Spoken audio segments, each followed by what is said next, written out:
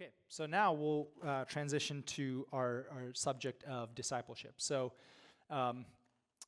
in my life, I've gotten experience on the receiving end of it. Personally, I've been discipled by, I counted it up, about 9 different men, whether it be, my dad growing up, or some of my church pastors, or just men who are members of the church and took their time to meet with me regularly. Sometimes it was just for a few months, sometimes it was for years of my life. And they all had a part in discipling me and teaching me and helping me learn what it means to follow Jesus better. So why should we even talk about this subject? What do you guys think? Why does it matter to discuss discipleship? We're commanded to as a starter. Yeah, that's good, man. Yes, so we know our Bibles. We're told to, right? Actually, I got the clicker again, so let me see if I can fire this up.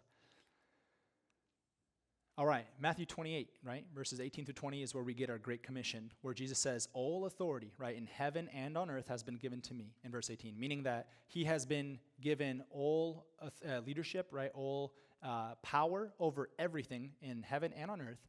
So, in other words, what he's about to say next, we better obey, right? He's the one in authority over it all. But also, what he's about to say next, he knows what he's talking about, and he is going with us, right? And he can bless us in whatever he's calling us to do because he has authority over all of it. And so what does he tell us after that? Verse 19, right? Because I have all authority in heaven and on earth, go therefore, right? And make disciples of all nations, teaching them to observe everything that I've commanded you, right? Or go therefore, make disciples of all nations, baptizing them first, right? In the name of the Father, the Son, and the Holy Spirit, teaching them to observe all that I have commanded you. And then the last thing he ends with in verse 20 is that, behold, I am with you always to the end of the age. So you're not making disciples on your own, right? Like you're doing this by the help and assistance of God. Why talk about discipleship? Because we're commanded to, right? Jesus literally said to his disciples, go and make other disciples. And how are they going to reach all nations? Not only if we leave it down to those 12, because eventually we know that they went the way of all men, which is death, and they need the other disciples to carry on this task. That's how we reach all nations ultimately, right? Because in Scripture we know that in heaven, all nations, all tongues, all tribes will be glorifying God. And that is only accomplished when the Great Commission is accomplished, right? So that's something we're commanded to do. But also in Hebrews 5:12, we're told this by the author of Hebrews, for though by this time you ought to be teachers, yet you need someone to teach you again the basic principles of the oracles of God. You need milk, not solid food. In other words, there's an expectation that after a certain period of time in church and sitting in the pews, we are starting to get involved, right? And we start to teach others as well. And unfortunately, the reality back then, in the time of in which Hebrews was written, but also now, this is not always the case. People are not always teaching, despite everything they've learned, in church. And despite the fact that they should be teachers, they're stuck on the basic things and are not able to move beyond that. It'd obviously be really weird if while we were having lunch, I decided to decline the fantastic food we ate, and instead I whipped out my 2-year-old son's baby bottle and started just sipping some milk. You'd be like, what on earth are you doing? By this time, you ought to be eating solid food, but yet here you are having milk. That's weird. I'm not even going to ask you what kind of milk. That's the idea, right? It should be that weird. Like, no, if you're in church, man, after a certain period of time, God expects you to be teaching other people. That's just natural. That's normal. You've grown up. You start teaching other people, yet you're a toddler, right? So there's a distinction, right? We have toddlers in church, and we have teachers. Those are the two categories. We shouldn't be stuck being toddlers for long. It's normal to be a toddler for a little while. Everybody starts as one, right? We were all there. But the idea is that after you're reborn spiritually, you continue to grow, and you don't stay stuck as a toddler. You continue to grow. And then eventually you're able to help others grow, because that's part of the ministry, right, of reconciliation, which we'll remember from the previous session. We were all given, right? We're ambassadors, and we all go into all the nations, starting from our home base, our church, our town, teaching. So we're the teachers or toddlers. And obviously, for new believers, they shouldn't jump right into discipleship, right? Because then they might be teaching heresies unintentionally, or just teaching incorrectly and misleading. So it's normal to be a toddler for a little while, but eventually that obviously needs to change. The expectation in our church is not that we just take to come not that we just come to take things from church, but that we come to feed others also. And our pastors and preachers cannot feed everybody on their own, right? We shouldn't be putting all of that weight on our pastors. Like, they can't accomplish that on their own. Just like we can't put all that weight on the disciples and say, no, the Great Commission is not for me, it was just for those 12. It can only be accomplished when all of us get involved and when all hands are on deck teaching together. So how would you define discipleship? Since we're going to be talking about it quite a bit, how would you define it? What comes to mind for you guys?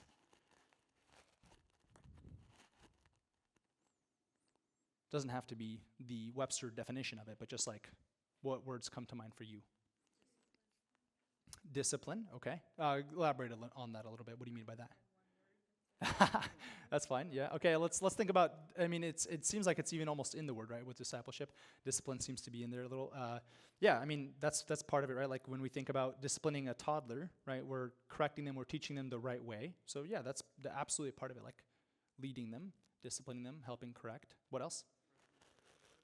Okay, that's key. And man, that easily gets forgotten. Having a personal relationship. That's one that I forgot. It was some of the first times that I've discipled younger men. It was focusing so heavily on like, what can I teach you, as opposed to like, let me also live life alongside you. So personal relationship is huge. I'm glad you mentioned that. What else comes to mind for discipleship? Sorry, from the front? Nurturing, yeah, great. Mm-hmm. Yeah, caring. Yeah, it's not like you're just trying to offload a bunch of information on this person, but tying it in with having a personal relationship. You care about their lives and what's going on. What were you going to say? Yeah, that's a good setup right there for defining it, right? It necessarily requires that somebody is teaching, somebody is receiving that teaching and is learning from it. So we got a teacher and student relationship, okay? And accountability. Yeah, tell me a little bit more about that. Okay, yeah, absolutely. And actually, as we'll see, the other way around too, right? When you're discipling people, one of the greatest benefits of it is you grow so much yourself. Because you can't just meet up and say, oh, you should be reading Bible, when you yourself are not reading your Bible that much, right? You start to feel convicted and you realize the things you're teaching them, you got to be honest about where you're struggling, and you start to improve in those areas too. Yeah, so it's accountability both ways. Okay, so let me just dumb it down to a very simple definition. I really like to define it this way. There's probably a better definition out there, but hopefully it'll just stick in your heads and it'll be a useful one for you. Discipleship is copying and pasting into your life the godly characteristics and attributes of your discipler. So a disciple simply copies and pastes the godly things from their teacher's life into their own, right? It's Christ-likeness. It's Paul said, be imitators of me, right? In this way that I am following God, be imitators of that, right? So we're meant to be copying and pasting that into our lives. I hope Eric, as a computer scientist, can appreciate that one. That's such basic computer science, though. I can't even probably call it computer science. But yeah, copying and pasting everything that is Christ-like from your discipler's life into your own life. And I actually like to add this little twist to it too, only in your own font. What I mean by that is, you're not meant to look identical to the person discipling you, right? You have your own personality, you have your own gifts and talents, so you're copying and pasting, but into your own font. In other words, into the way that God's created you and designed you. So I had to start telling some of the guys I was meeting with, I don't want to have an expectation of you for this, and I don't want you to have this expectation either. I'm a very outgoing, kind of public speaking type of guy. I don't want you to think that by the end of our time together, you need to become like a public speaker or you need to go and be really outgoing. You can be introverted if that's what you are. That's fine. But my hope is that at the end of our time meeting together, however long that may be, whether it be a year or less or more, my hope is that you'll look more like Jesus. And if there's anything in me that you see that's Christ-like, my hope is that you start to imitate that. So that's the idea. So discipleship is a lifestyle. It's not something we just do in an isolated moment at Starbucks for 2 hours. It's a lifestyle, and we'll talk about that hopefully a bit more throughout this session, but you can't just do discipleship in a box. Like, it needs to be done life on life, caring for each other, and that was a big piece I was missing initially in some of the discipleship relationships I had. I didn't invest into the lives of the guys I was meeting with. I was investing more into just their minds and their hearts, but not overall, right? Not into their general life. So it is a lifestyle. Okay, another question. What are some reservations that we have about discipleship? What are some things that hold us back from making disciples? Oh, that's a good one. I actually didn't think we'd start with that, but that's a great one to start with. Vulnerability. Why does that create a reservation for people?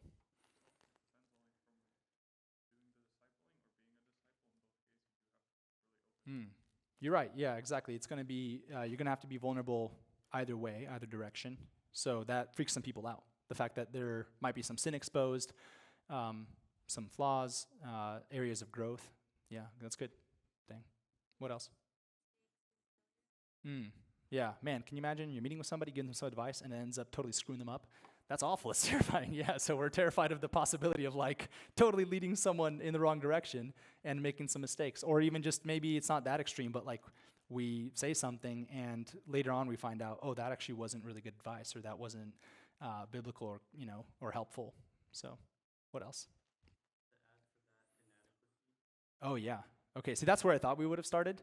I thought we'd all probably be like, well, first off, I don't feel qualified to disciple somebody. Like, doesn't that mean I have to be above the status quo? And we all just established that, we all feel that there's room for improvement in our lives in that. And don't I have to know the Bible in and out so that if they ask me something really complicated, I can explain it to them on the spot without having to bat an eyelash? Like, we have these expectations of what discipleship is, and they're not necessarily correct or helpful. We'll talk about some of the myths of discipleship later. But yeah, that's a huge one. Inadequacy, thinking we're not enough, thinking we don't know enough. So let's start off with the first passage for explaining this particular question. We are fully equipped. And you'll see this in 2 Peter chapter 1, verse 3.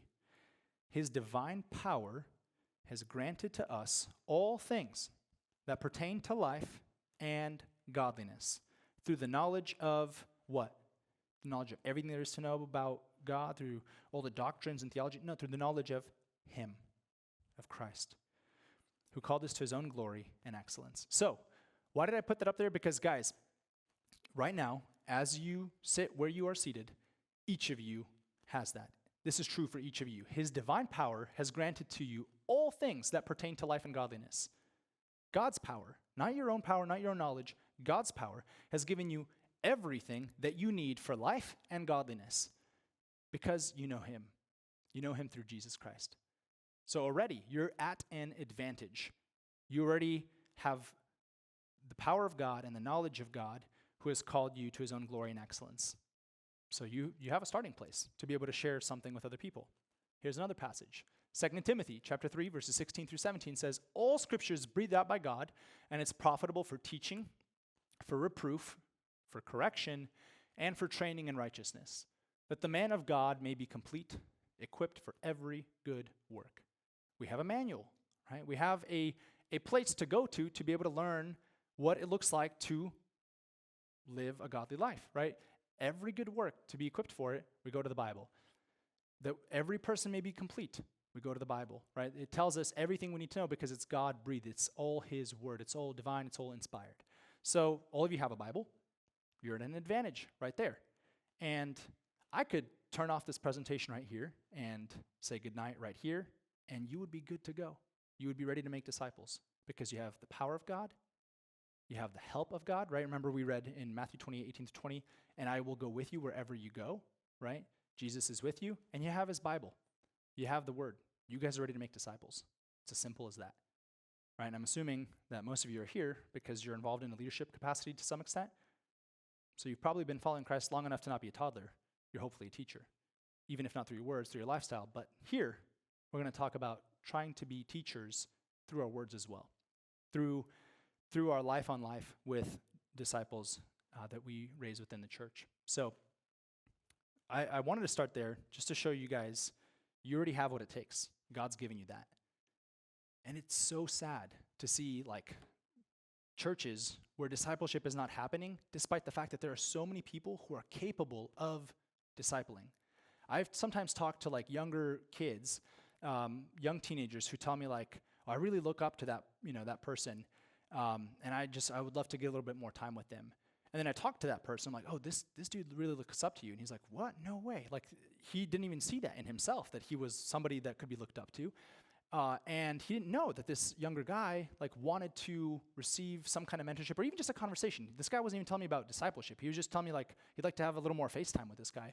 And it's like, believe it or not, there are people in your church who are looking up to you, probably more than you know, because God has given you certain graces and gifts to serve.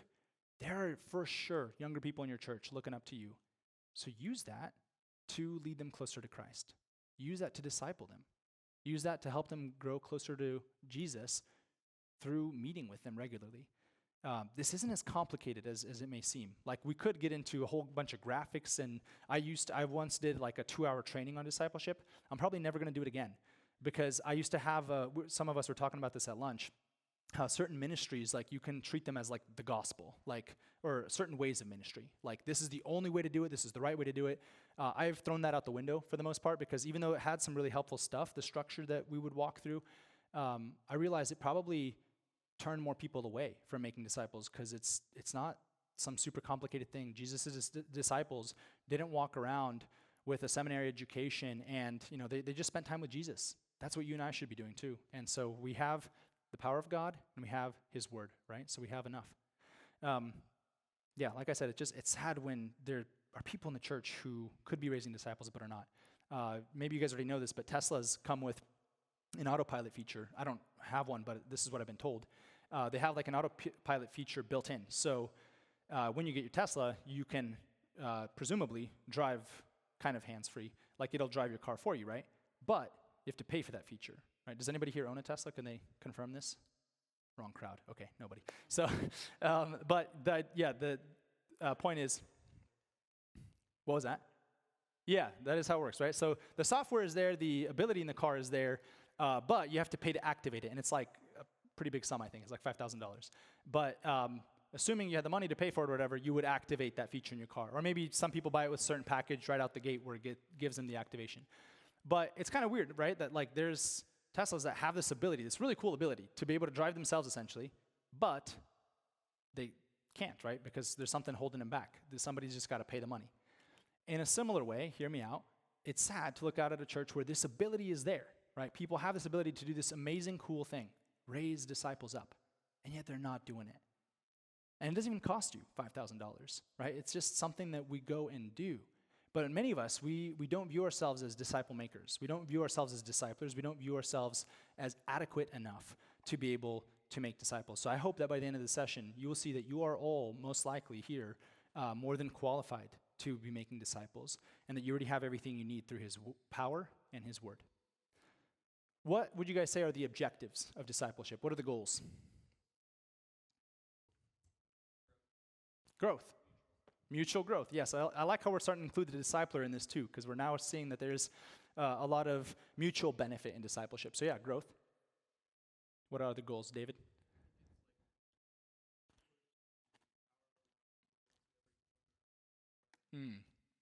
To push the power of the gospel into every corner of someone's heart. I like that a lot. Great description. Yeah.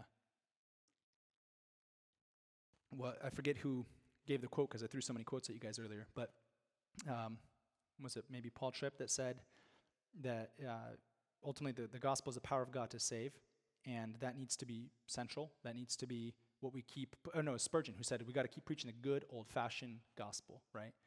So yeah, that's what discipleship largely is. It's like helping them see how the gospel plays out in every facet of their lives. Yeah. Any other thoughts? What are other goals?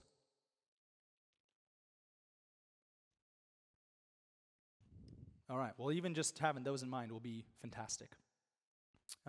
So we got to recognize we've been entrusted with this task. Each of us have been entrusted to raise disciples. In 2 Timothy chapter 2, verse 2, Paul tells his disciple, Timothy, "And what you have heard from me in the presence of many witnesses, entrust to faithful men who will be able to teach others also." Paul wrote to Timothy and said, "Hey, Timmy, my guy who I have been investing in," Tim was a younger elder, right? And Paul said, "Tim, whatever you've heard from me, recognize it doesn't stop there. I did not just pour into you so that you would become a better version of Tim. That is not why I met with you so frequently. That is not why I poured into you. That is not why I pray for you so much. The reason we met was so that everything that you learned from me, yes, it would cause your growth, but also it would result in the growth of other men also," right? So he says, everything you've heard from me in the presence of many witnesses, sometimes he taught him in group settings, right? Entrust this to other faithful men who will then do what? Tim, it doesn't just stop at your disciples. Your disciples then need to go and teach other disciples, right? This was the vision that Paul had. again, the Great Commission is for all believers. We're all called to go and raise disciples. This is what this looks like visually, right? Paul invested in Timothy. Timothy was then called to go and pour that information and pour out the gospel into faithful men. And then the vision doesn't end there. The vision continues, that those faithful men are discipled in such a way that they also will go and make disciples. So sometimes one thing I would do with my disciples is early on I would say, hey, this as we're starting our discipleship relationship here, I want you to know this doesn't stop with you. And I don't want you to think that this just stops here at our time together. My goal is for you to ultimately see yourself as a discipler as well. This is what Jesus has called you to do. You are an ambassador, right? So my desire is for you to go and make disciples also, because that's God's desire for you to be faithful. So that's kind of a visual depiction of that. But all of us, guys, have been entrusted, right? Paul said, everything that you've heard from me in the presence of many witnesses, entrust that to faithful men. And all of us have been entrusted with the gospel. We have some knowledge. Guys, go and use it. It doesn't even, I think one of our concerns, right, is that we have to be very theologically savvy. I didn't go to seminary, right? And I would love to, eventually when I get the time to and the money to.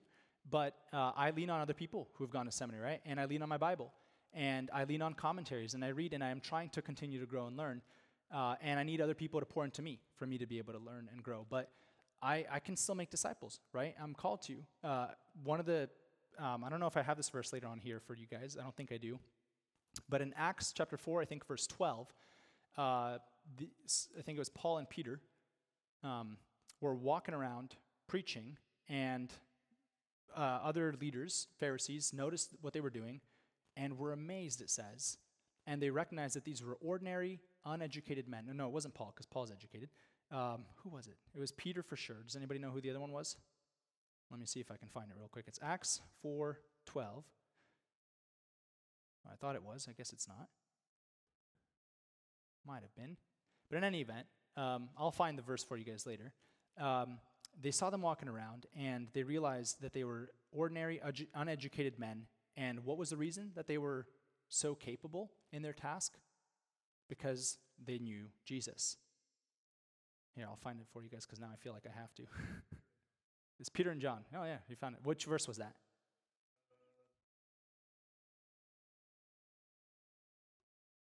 Acts 4:13. It's one verse off. Okay. Acts 4:13. When they saw the boldness of Peter and John and perceived that they were illiterate and uneducated men, they marveled, and they recognized that they had been with Jesus. That's the hope, you guys, is that, and look, you're not illiterate. You can read the words on the screen. You've already got one up over Peter and John. You know what I mean? So, man, like I'm hoping to break this down so we see, like, this is feasible.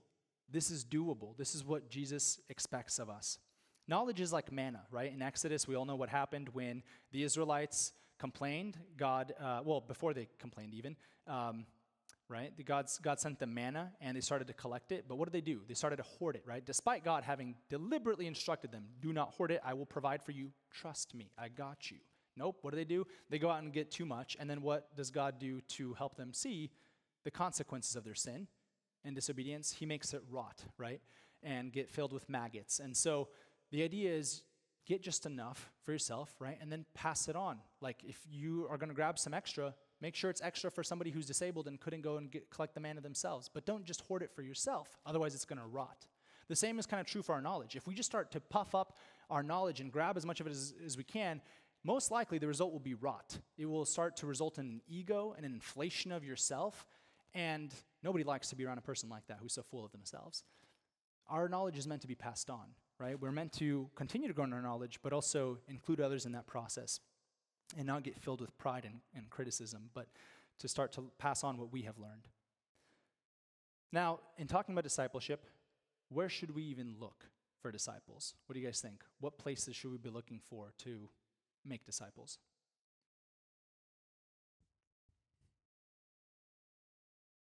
People next to us? Okay, such as where?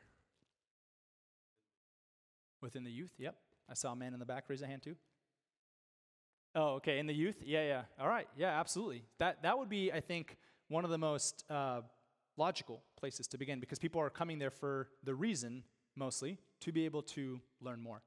So, like, that's a perfect place to be like, hey, Do you want to start meeting together, maybe once a week or so, once every other week, and learn more about Jesus and what it looks like to follow him? So yeah, that's a great place to start, youth. Okay, where else?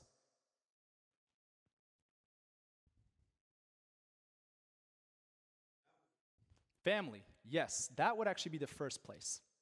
Family.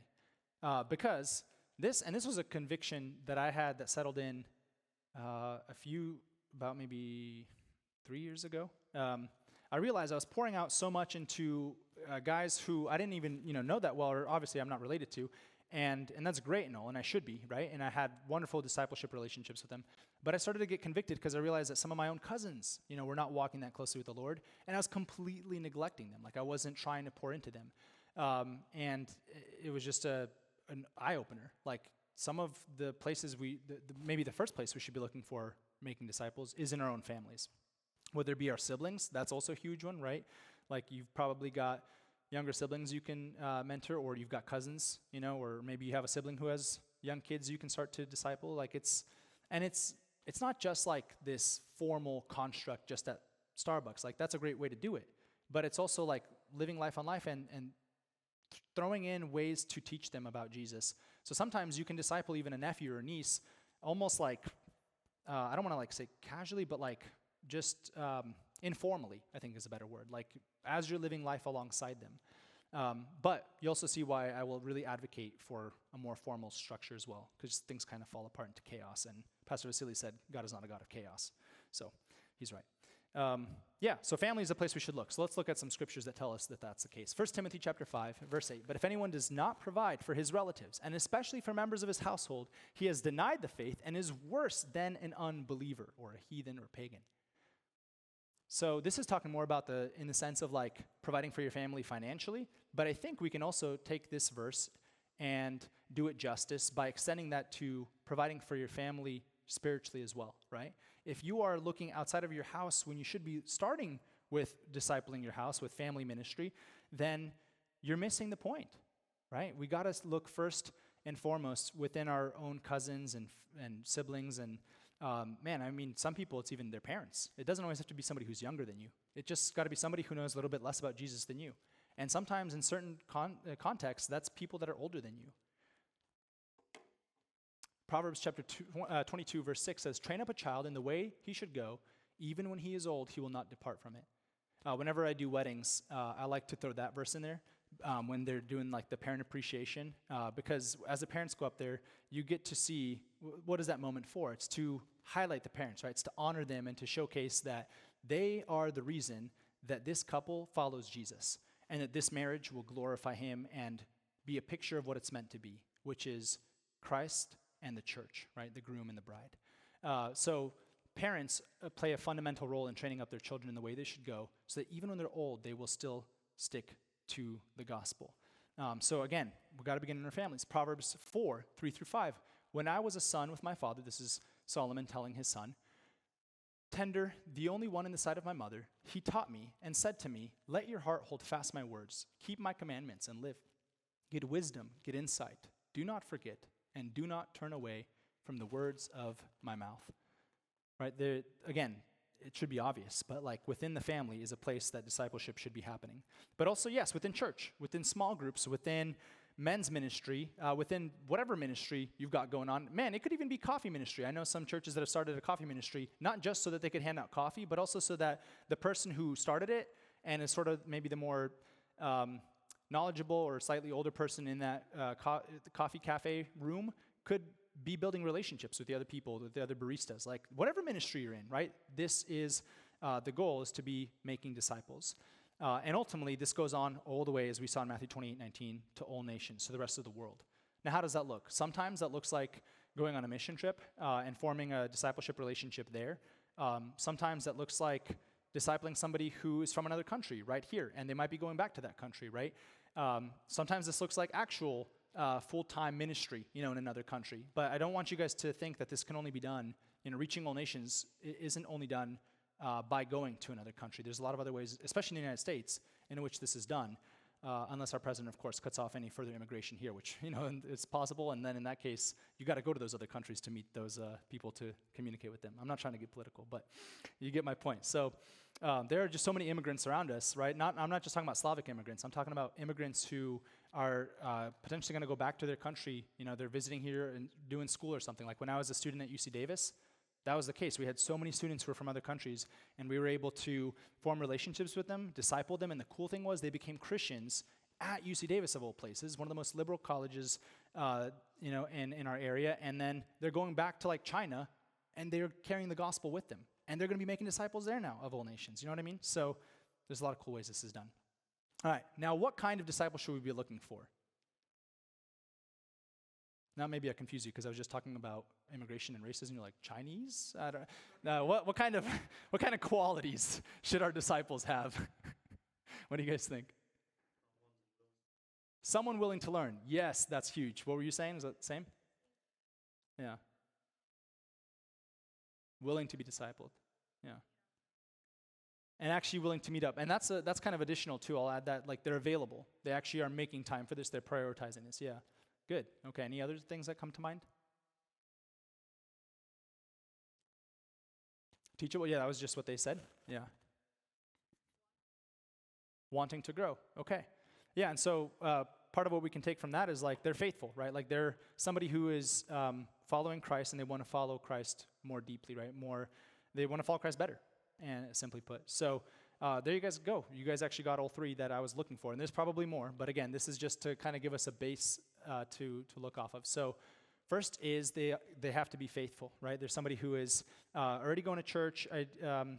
And let me clarify this. So when we're talking about discipleship right now, we're talking about somebody copying and pasting what is Christ-like in your life into theirs. Can they do this if they're not a Christian? No, right? Because they will have no desire for it, or even if they think they do, right? They have no ability to, right? Because they are not Christ-like yet themselves, right? They're not renewed, they're not made new. So what does that mean? That doesn't mean you throw them away and don't communicate with them anymore. That means you evangelize them, right? Once they get the gospel, you form a discipleship relationship. So sometimes this will be somebody, you'll be discipling somebody who never even knew Christ before, right? Or is a brand new believer.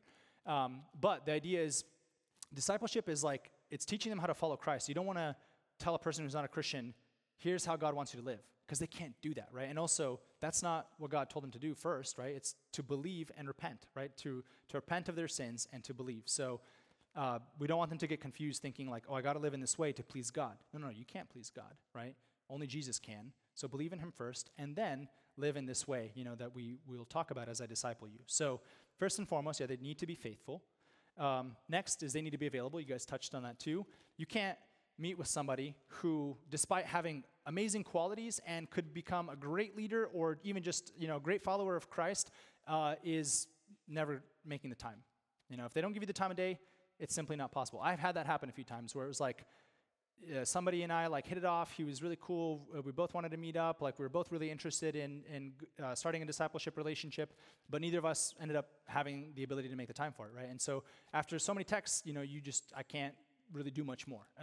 They're either available or they're not. They either are in the right season of life to be able to do it. Maybe it's not, they might be interested, but they just might not be in the right season of life to do it, which is unfortunate, but they have to be available. That's obvious. And lastly, teachable. So you'll notice the acronym we have is FAT.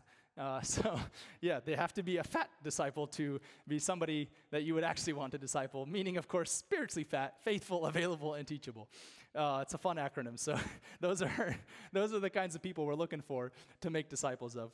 And I hope because it's so silly, you guys actually remember it well. So this was something that I learned, again, of all places in UC Davis, where there was amazing Christians who were on fire for God, a lot of people who were coming to God at our campus because of a lot of evangelism that was going on. And then this is actually a lot of the things I'm teaching you guys today I learned from my time there, from some of the people who discipled me there on the campus, and the Christian club that I was a part of. So a lot of these things I'm passing on to you were taught to me there. And this is one of the acronyms that they taught us, and I think it's really useful. So faithful, available, and teachable. Now, of course, there are exceptions to this, right? If someone's a brand new believer, they're probably not going to be showing you a lot of evidence of being faithful and teachable yet. But they're a new believer. So what do we need to do? We need to see if they have these characteristics and qualities and start to disciple them. And so the hope would be that they grow and they become more faithful over time. They become more available and teachable over time. So there are exceptions to this. Don't take this as the gospel. Like God might be calling you to disciple somebody who's not even that teachable, and maybe that's why they need to be discipled, right? And through God's grace over time, they might open up. But you do want to be careful to look for these things, because here's why. I know one lady at our campus who, she was meeting with a college student for, I think it was like 2 or 3 years, spent a lot of time, investing in her, and saw a lot of evidence that this girl was not teachable. She was constantly trying to help her see, like, hey, those parties are probably not great to attend, and the girl would have a response, maybe like, "Oh, I'm trying to evangelize." "Are you really? Are you sure?" And so there's evidence that like things weren't really stacking up. Like the things that she would teach her, she would just go and do the opposite sometimes, or just like the advice was completely ignored, not followed. And it wasn't always like that, but more often than not, like she noticed, it just wasn't going well. And then after that girl graduated, she sees all the posts, and she's not living with God at all now. And she's like, "Man, 3 years I was ignoring all the signs. Maybe I could have discipled another girl who would have taken that to heart so much more." You know what I mean? Like, that's the reason for this. It's not like that we're trying to exclude people. It's that we're trying to make the best use of our time. Even Jesus chose how many disciples? 12, right? And even out of the 12, he was closest with 3, right? So he had his core group that he was pouring into, even though he had thousands of people who wanted to follow him plenty of times. But he knew he could only invest in so many. And I think Jesus did that on purpose to teach us that even as God, he chose to do it this way, probably giving us an example of what's realistic for us. So, bear that in mind. Look for somebody who's faithful, available, and teachable. And then as you meet with them, here's how it would start. Lay out your vision. What's the goal, right? We talked about some of those goals earlier. What are the objectives? Ultimately, you want them to look more like Christ. So lay out the cost. As we see in Luke 14, it says, to consider the cost of whatever you're about to build or invest in. And nobody wants to be the person who leaves halfway because they realize they didn't have enough saved up to complete the project. In a similar way, we lay out the cost for them and say, look, this will be time consuming. Like I'm committing my time to you. I'm hoping for the same from you, right? Like let's be intentional and set aside time so that several times a month we can actually meet up and see this go somewhere. All right. And this doesn't have to be super formal. I remember there was a buddy of mine who was a basketball player from Canada on our UC Davis campus, and we were hanging out, already kind of doing life on life, and then every once in a while I would drop something for him, kind of teach him something that I was learning through the Christian club I was a part of. And after like a few months of this, I told him, "Hey, do you want to start meeting up for discipleship? Like, I'd love to disciple you." And he was like, "Oh, I thought that's what we were already doing." And so you might already be in that situation with a lot of the people that you are thinking right now of discipling. They might already see you as their discipler, but it helps to kind of make it official in a way. Like most people know, common knowledge and wisdom is you never want to leave a relationship ambiguous and undefined, because then there's no expectations or commitment, right? Same thing can be true for discipleship. You want to kind of communicate, I'm committed to you in meeting up with you and investing in you. Are you committed the same, right? So it can be helpful to just make it clear, I'd like to disciple you. And sometimes you'll find out that's what they already see it as. So what does discipleship look like? What do you guys envision right now? Maybe you've already been doing it and you have a certain way, but like what comes to mind? Friendship? And practically, like, what are you doing, right, to disciple them? Coaching? Okay, yeah, so there will be some instruction for sure, and we'll talk about that. What else? Scripture? Okay, yeah, and you're going to be coaching them with Scripture, as well as examples from your life, but yeah, definitely, like, you're going to want to have Scripture, and so in order to know what Scripture to bring to the table, though, what do you need to do? Just practically, logically, before you meet with them. Yeah, exactly. Study, prepare, right? Like get some plan ready, basically, for your time with your disciples. So that's what I wanted to start with first. Is 2 Timothy 2:15 says, "Do your best to present yourself to God as one approved, a worker who has no need to be ashamed, rightly handling the word of truth." You want to rightfully handle the word of truth, right? And you want to show up ready to invest in them, to pour into them. So all it requires to meet up for discipleship is having a little bit of a plan, having some things you want to go over with them. I like to sometimes start discipleship with asking them, like, in this season of discipleship, like, what is something you want to learn? What is something you want to learn more about? Because I have certain things in mind that I will always want to teach, but like, what do you want to learn too? And maybe there's this topic I can cover. Now, secondly, you also want to equip them to be disciple maker. We already read this verse, right? You want to tell them, hey, 2 Timothy 2:2, Paul told Tim, his disciple, that he expects Tim to be making disciples too. I have the same expectation here. I want to equip you during our time together to be a disciple maker. And this one, we talked about earlier in the first session, I think, for one of the reasons that the leader's heart can be lacking is lack of prayer. So commit to praying for them. In Philippians chapter 1, verses 3-6, Paul said that he thanks God in all his remembrance of the church in Philippi, in every prayer of his, making every prayer with joy because of their partnership in the gospel, and that God would continue to do the good work that he's been doing in them and bring it to completion. That's our hope in discipleship, right? That God would make them mature, that he would keep the good work that he started in them and build on it into a point of completion for them. So be praying regularly for your disciples, right? I can't state that one enough. That one is so huge. Like, our discipleship will be so undermined if we leave it just to the FaceTime we have with each other, and if we don't spend any time on our knees before God's face before we meet with our disciple. Okay, next one, share your life with your disciple. This, I think Eric brought up earlier. It's life on life. We're meant to actually get to know each other. Man, was I missing this at first. 1 Thessalonians 2:8, Paul says, so being affectionately desirous of you, we were ready to share with you not only the gospel of God, which oftentimes, unfortunately, we stop there, right? We just share the truth with them, but also our own selves, because you have become very dear to us. That's our hope in discipleship, that we would become very dear to one another, that we would share not only the gospel of God, but also ourselves, our own lives. So, what are some ways that come to mind for you guys to make discipleship more life on life? What can we do to actually get to know each other better with our disciples?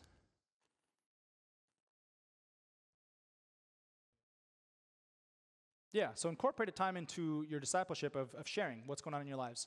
And you want to be wise with that, because I had some sessions, and actually I was the culprit of this. When I was being discipled, I would sometimes talk for an hour about my life because I'm a talker, and then I would just take away so much time from what my discipler could have poured into me. So you want to have wisdom in how you manage that, but you also don't want to have no time for catching up and just sharing life with one another. So absolutely need to incorporate, 15, 20 minutes of just catching up. Be real, catch up with one another. What else? That's key. Yeah, make time to meet outside of church, and as well as outside of your formal discipleship time. And what I mean by that is I would often have time at a coffee shop with my discipler or with my disciple. A set aside time 2 hours every week usually was kind of our routine. But I learned very quickly that when I was trying to pour into other guys, I didn't get to know their lives as well when that was what I was limited to.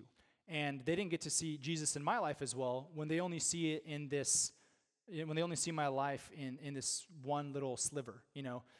When they see me interacting with my friends and they're along with me hanging out, they see how I interact with other people and how Christ is a part of my life in that context, right?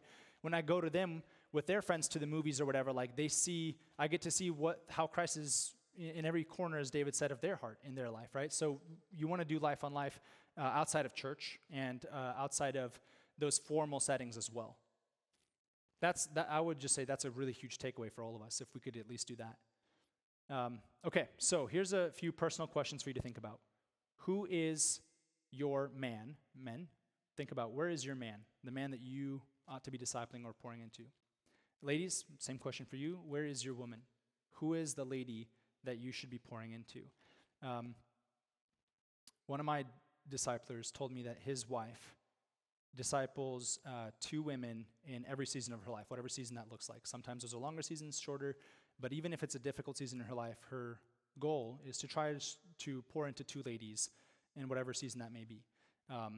And that was something her mom passed on to her, and she's been keeping that all these years. So all of us should have men that we are pouring into, and ladies, you should have a woman, a lady that you're pouring into. So men, where's your man? Ladies, where's your lady? And who do you admire or respect that could potentially disciple you?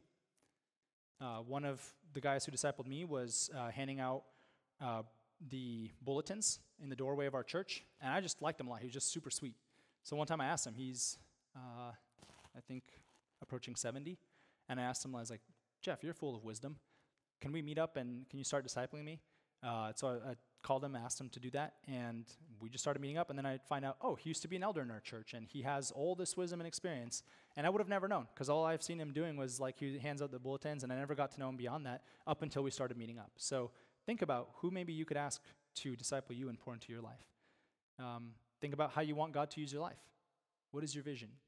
Paul laid out a pretty cool vision to Timothy, saying, all the things that I've taught you in the presence of others, pass on to faithful men who will then take it to others also. We're meant to be living a life of multiplication. And last question for you guys, second to last actually. How could discipleship change your church? Envision like if everybody started doing this in the church, how would that change the church? If everybody started saying, you know what, I'm going to look for somebody who knows a little bit less than me in this church, and I'm going to start to meet up with them. And what happened in some of the situations for me, it was kind of funny, like I was meeting up with a guy who was pretty much a brand new believer on my campus. He had been a Christian for, I think, a year. And it was his sophomore year. I come onto the campus as a freshman. He starts discipling me, and boy, did he have stuff to teach me. In that 1 year, he grew so much that he was exposing to me, like, Yuli, there's a lot of things that you've just been kind of cruising through. And I learned a ton from him. And then the funny thing was, after about a year, we just became best friends. So it doesn't have to be awkward. It doesn't have to be this teacher-student relationship the rest of your lives. Like, you can be very friendly. But yeah, for us, that was like a process. It was like a year of him discipling me, and then eventually from there, I was being discipled by others, and it became just a really cool friendship. Yes?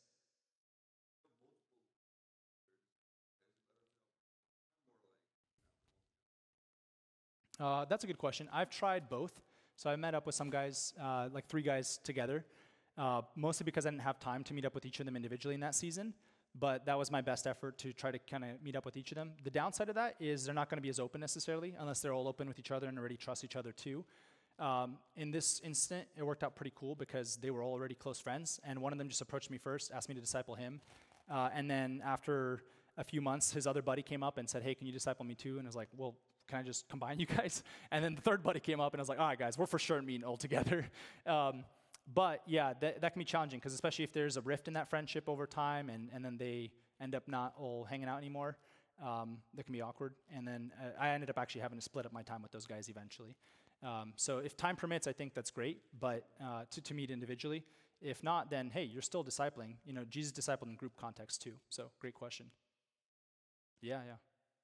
I may as well open this up to questions unless we don't have time anymore because I know I've been talking a while. So. Do you guys have any questions on discipleship that we could talk about? What are some things that come to mind for you? Yeah.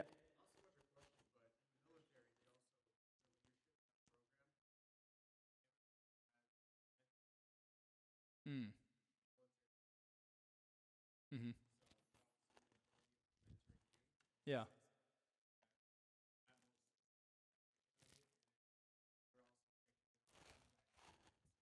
Hmm. Yeah. That's true, man. And there's a lot of secular contexts that are applying this. Like my first few months in college, I was a part of a fraternity. It was like a professional legal fraternity.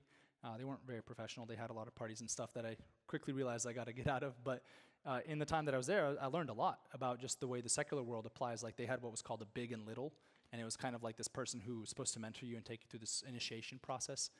Kind of weird stuff, but I won't get into all that.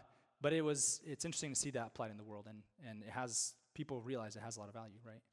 Yeah, that's cool. That's an interesting application of it in the military. Yeah, and I like that it's like a 6-month period because you need at least some time together to really pass on something substantive. Sometimes it's 6 months. Yeah, sometimes it's longer. What else? What other things come to mind for you guys? While you guys are thinking, let me list off. I told you guys there's some myths to discipleship. Here's one of them. One of the myths is discipleship isn't for everyone. It's for certain types of Christians. You've probably all heard that in some version. But Jesus called all of us to make disciples. I think I made that abundantly clear. Colossians 3:16 also says that the word of Christ, let it dwell in you richly so that you can teach and admonish one another. That's just the expectation in church, right? So it's not just for certain types of Christians. Discipleship is for everybody. Another myth is that you need to be an expert in the Bible to disciple someone. I think we talked about that too. The best way I've heard this said is it's not about what you know, it's about who you know, right? You know Christ. You have the power of God with you. You have his word. You have enough. Another myth is as a discipler, you have to be better, smarter, and godlier than your disciple. Again, you just need to know a little bit more than them. And oftentimes you will sharpen each other and you'll learn a lot from them as well. In Acts 18, we get a pretty interesting situation where Priscilla and Aquila heard Apollos, right, preaching, and they took him aside and explained to him the way of God more accurately. And then what does it say happened after that? They released him, and he just kept preaching even more, right? So sometimes, just a little bit more. And you're like, hey, let me correct you a little bit so you can keep doing what you're doing, but even better. Another myth is personalities need to be similar or else it won't work. Again, you could be an introvert, and they could be an extrovert, vice versa, or a bunch of other personality differences. It doesn't matter. All they need to be is fat. Faithful, available, and teachable. That's the only prerequisite. Another myth is that disciplers have to keep their sins hidden and their faults hidden to be a better example. This one I bought into for some time. This was a myth I personally just believed. Nobody told me this. This is just what I did by default. I thought, well, I have to be a better example, so I'm not going to tell them about my sins because I don't want to make them think that this is okay, because I know it's not. But I realized what I was doing was I was setting up an impossible example. If I'm discipling them and I'm never confessing my sins or faults to them, then they think that I'm this guy who has it all together. But I realized, no, I got to share my sin with them. If I expect them to share their sin, I have to be doing the same. So one of you guys mentioned vulnerability was one of the fears. That's why, right? But it's amazing what that vulnerability does once we start sharing. And last myth I'll share with you is that discipleship doesn't have to be consistent. We'll see each other whenever we can. That very quickly leads to it falling apart. So I did talk about how it's helpful to have a formal structure in discipleship too, and not just casual. It is really helpful just so that you can make sure it's consistent, so you're not missing each other completely, but you can actually meet up every once in a while, right? Hebrews 10:24-25 says, stir up one another, not neglecting to meet one another with one another, so you can stir each other up to love and good deeds. So we have to have some kind of structure to it. And that helps. I did once a week often, and then some seasons that wasn't possible, so I did on the other extreme once a month, and that wasn't as great because you miss a lot, but see what works for you. So anything else that comes to mind for you guys? Yes, David.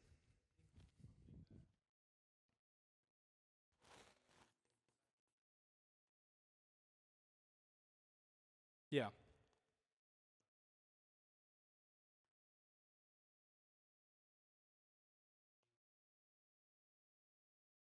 Mm-hmm. Mm.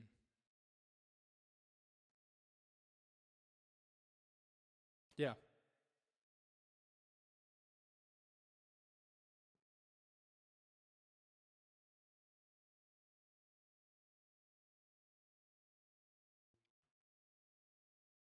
That's a really good question. Yeah.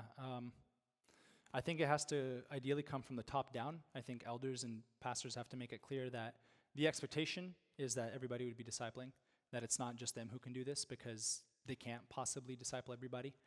And I think that leaders in youth groups, for example, can be part of that top-down process for the youths. They can communicate to the leaders in the youth that we'd like to see all of you discipling somebody. And, there could be a training like this. I have a worksheet from all of this, if you guys would like. I didn't have a chance to print it out for you, but it basically sums up a lot of what we talked about, and it's on discipleship. So you could do a little, I think trainings are helpful as well. Like if you want people to do it, then we got to equip them and help them see like, this is something that's very doable, guys. You don't even really need this training, but we'll give it to you just so you feel a little better and go out there and do it. Yeah, it's kind of like how I started this session too. But I think that it's going to take people realizing like, oh yeah, I can do this. I am called to this. And I think it can even be from the bottom down, from the bottom up sometimes too. Like as people start making disciples, it can spread, right? If enough people start making disciples in the church, they don't have to be the main leaders in the church. Pretty soon, if they're making disciples who are making disciples in the church, everybody's making disciples. And then the leaders will be like, oh, well, this is pretty cool. So it could be that way too. But to answer your question fully, I think I don't know. Yeah, it'd have to be a work of God to get it throughout the whole church. I think every church struggles with that and wants that more. Some of them have formal like discipleship ministries where I don't know how they do it, but they have different techniques and like a dedicated ministry to it. There's upsides to that and downsides too, because it should just be a ministry everybody's doing, kind of informally too. Yeah. Yep. Is there an ending point?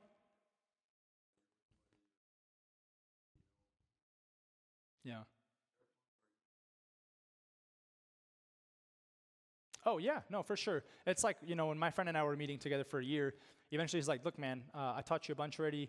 And we were both kind of just recognizing, like, it's a good time to end it here. Sometimes, I don't think we've ever, like, put a limit on it. It wasn't like, I'll disciple you. I do usually tell guys, like, at first, let's just test this out. Let's meet up for a month, a week out of every week this month, and then see if we're both available to one another. Right, if this is going to work. And during that time, I try to examine, is this guy faithful? Is this guy teachable? I want to see if he's got all those attributes. And then sometimes at the end of the month, they're not, and so we just end up parting ways there because it's like, well, dude, look, if you can't show up, I can't do this, right? We can't do discipleship without actually meeting up. Other times, it was just like, yeah, you feel it out kind of naturally, like 6 months, and then one of us gets too busy to be able to keep meeting that season, so we just call it off there. I feel like there's so many different things that will affect it. But most of my discipleship relationships anyways have just kind of had a natural death. It's like we just naturally sort of feel like, okay, we've had enough time together to be able to share with one another and for me to be able to teach them or them to teach me. And then I'd say some of them were about a year for me, others were 2 years, some were just a few months. So I don't think that really answers your question, but like I think everybody just kind of naturally feels out like, all right, I feel like we're good, and then you just hang out from there as buddies and you stay in touch in their lives. Yeah. Cool. Yeah, we could talk about discipleship a ton, I'm sure. And like I said, there's a lot of formal training out there too, but y'all don't need it. Just go and do it.